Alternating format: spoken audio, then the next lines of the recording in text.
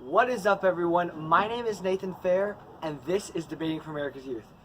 I've not posted a video in a while, and that is because I just qualified for NSDA Nationals for Congressional Debate. It's been a crazy week. I had NCFL qualifier tournaments to go to, I had NSDA qualifier tournaments to go to, and I had the ACT. But I'm going to post this video because now that I've qualified for the NSDA Nationals, which is a huge achievement, I want to help you all because I took a lot of the skills that I've been preaching, but also found some new skills and applied them all into one tournament. So I hope this helps you guys. So we're going to be going through those skills that you need. The first skill is to stand out. The most important thing I tell anyone who wants to go to nationals for speech and debate is to stand out. When I went to the tournament, I was in the final round, and I was with some of the best people in our district. But when I was in there, my goal was to stand out. Because everyone has two speeches, has a couple of questions, but if you're a leader in the chamber, that makes you stand out. Which means, one thing that I did was I ran procedure. When we needed to do opening motion, I would motion. I would do all the motions, I would extend questioning, I would be active in the chamber, showing to the judges that I knew what I was doing and that I cared.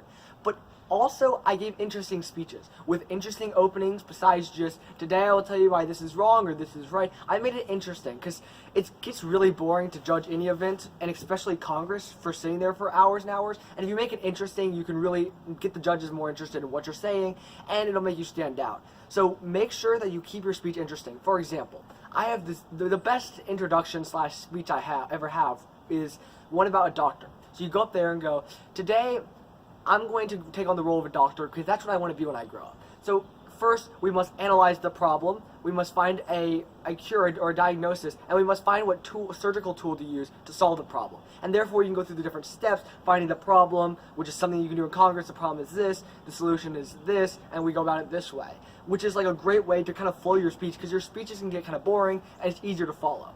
My second tip is to be versatile.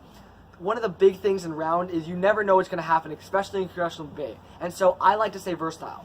And I'll show a little picture of my blocks, but what I do is I have an AF point and then a rebuttal neg point. And then the AF rebuts the neg and the neg rebuts the AF for every single contention I have. Therefore, if someone takes one of my points, I just have the rebuttals to that point. But I also have like 10 contentions for every single topic because you never know what's going to happen. Because in round, I've had a lot of people take one of my contentions. For example, Venezuela with Russia. I had a really great point that I was super excited for, and someone stole my Russia contingent. I'm like, oh, dang it. But I had other contingents to back it up, and I also had refutation to that point, so when they brought it up, I could just use the refutation to that point. Number 3, confidence.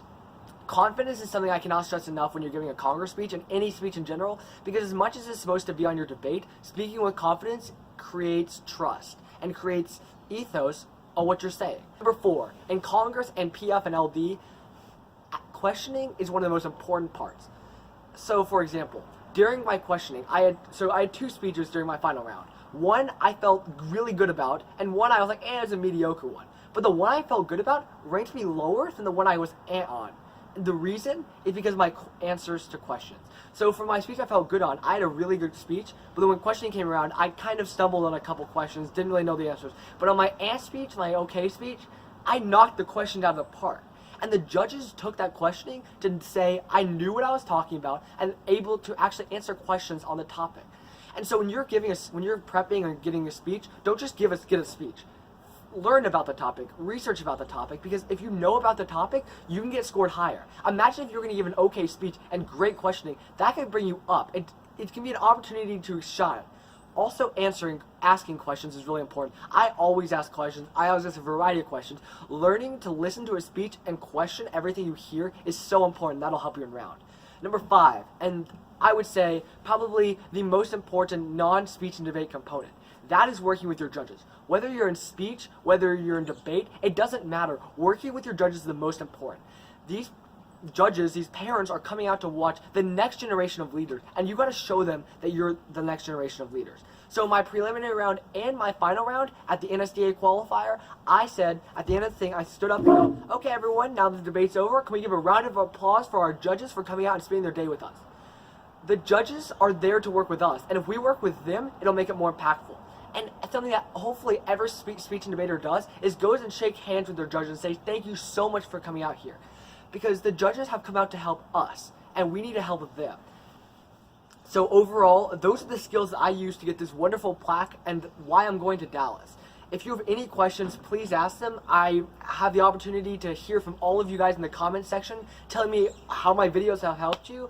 If you haven't seen all my rest of my videos, I have videos on presiding officer, on Congress, on PF, on LD, whatever you want. This channel has it.